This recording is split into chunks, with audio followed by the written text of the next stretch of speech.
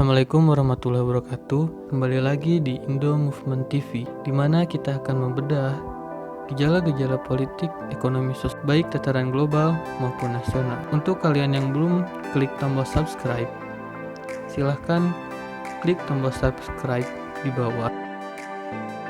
Dunia sebagaimana kita ketahui sedang menghadapi wabah virus COVID-19 atau yang sering kita sebut dengan coronavirus. Virus ini menjalar ke seluruh dunia tanpa terkecuali. Baik negara maju ataupun negara berkembang dibuat tidak berdaya oleh virus ini. Makanya banyak sekali negara-negara yang memberlakukan peraturan ketat terhadap transportasi udara. Karena lewat transportasi udara inilah warga lokal ataupun warga asing itu dapat keluar masuk dari negaranya. Tidak seperti Indonesia yang di awal wabah ini justru masih belum menutup transportasi udaranya. Wah, kok bisa ya? Jika dilihat dari data yang terinfeksi dan yang dinyatakan sudah meninggal dalam wabah virus ini, sudah barang tentu ini merupakan permasalahan bersama. Permasalahan bersama dan harus dihadapi bersama pula. Kesigapan dan keseriusan merupakan kunci dari penanganan virus COVID-19 ini. Setidaknya itu diberlakukan oleh pemerintahan Vietnam. Dan bisa kita lihat bahwa angka kematian di Vietnam itu sedikit dan jumlah pasien yang sembuh itu semakin meningkat. Tapi bagaimana dengan Indonesia? Apakah Indonesia siap dalam menghadapi wabah ini? Kalau saya sih pesimis ya, karena di awal dari wabah ini, salah satu menteri, yaitu Bapak Budi Karya yang menyatakan bahwa masyarakat Indonesia ini kebal terhadap virus karena sering mengkonsumsi nasi kucing. Bisa dilihat bahwa tingkat rasionalitas dalam menghadapi wabah ini masih minim, karena tidak ada sangkut pautnya wabah virus dengan nasi kucing. Akan tetapi, pemerintah pun tidak kalah cepat. Berkaca pada negara-negara sebelumnya, pemerintah menerapkan social distancing, physical distancing, yang mengharuskan masyarakat agar berdiam diri di rumah dan bekerja di rumah. Ada juga sebagian masyarakat yang mengharapkan untuk melockdown daerahnya. Apa sih itu lockdown? Dan apakah perlu lockdown itu dilakukan di Indonesia seperti yang dilakukan oleh India? Tulis pemikiran kalian di kolom komentar. Apakah Indonesia perlu melakukan lockdown atau tidak?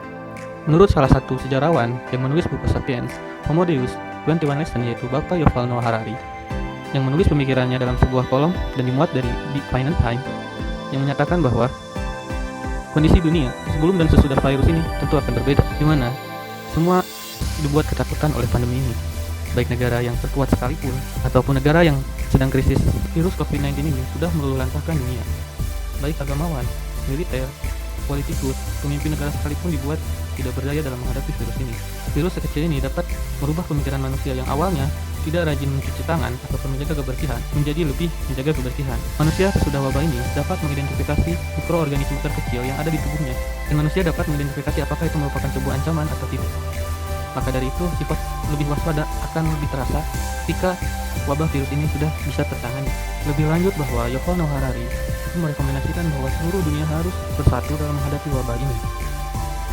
Dampak yang ditimbulkan dari virus ini akan menjalar ke beberapa bidang, khususnya bidang ekonomi. Tentunya negara tidak hanya bisa diam saja dalam situasi seperti ini, karena jumlah produksi itu akan semakin melemah. Diakibatkan karena semua orang akan berdiam diri di rumah. Otomatis bahwa permintaan akan lesu, sementara produksi barang itu akan melemah. Nah, ketika masyarakat berada di rumah, masyarakat akan lebih berhati-hati dalam membelanjakan uangnya. Dalam hal ini hemat adalah kuncinya. Maka dari itu, peredaran uang di pasar itu akan semakin sedikit.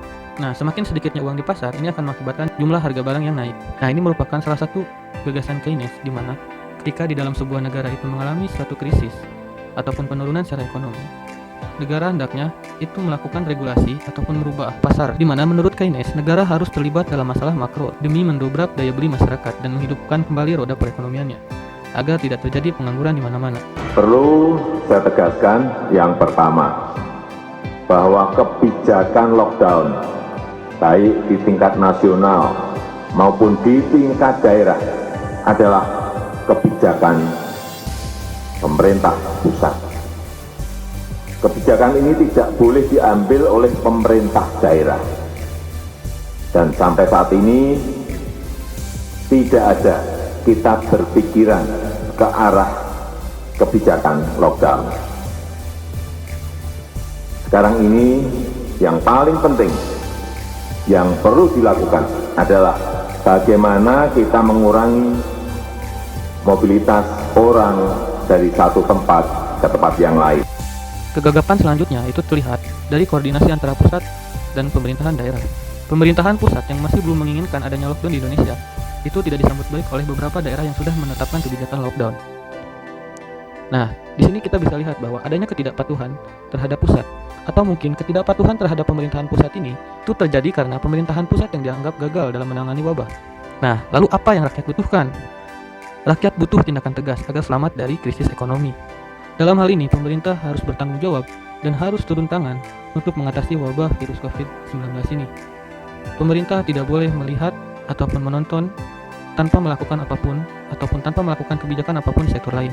Salah satu yang bisa dilakukan oleh pemerintah yaitu memberikan bantuan langsung tunai ataupun memberikan barang-barang pokok untuk beberapa jangka waktu ke depan. Yang selanjutnya, pemerintah pun bisa memaksimalkan beberapa program pemerintah yang sekarang landing. Nah, contohnya itu program Keluarga Harapan. Dan yang selanjutnya, pemerintah harus bisa melindungi para pekerja dari ancaman pemutusan hubungan kerja secara sepihak. Dan ketidakpastian lingkungan saat ini membuat perusahaan cenderung menunda investasi, pembelian barang dan juga mempekerjakan pekerja mereka. Dan pendapatan yang turun drastis membuat dunia usaha ini mulai melakukan efisiensi termasuk pengurangan karyawan. Sekian penjelasan yang dapat kami sampaikan. Untuk kalian yang hobi menulis, itu dapat mengirimkan karya tulisannya dan bekerja sama dengan indomovement.com. Berikut langkah-langkahnya.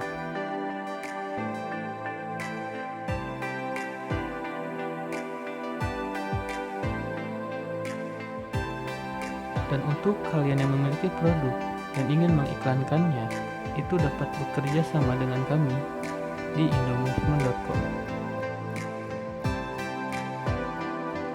Terima kasih atas perhatiannya.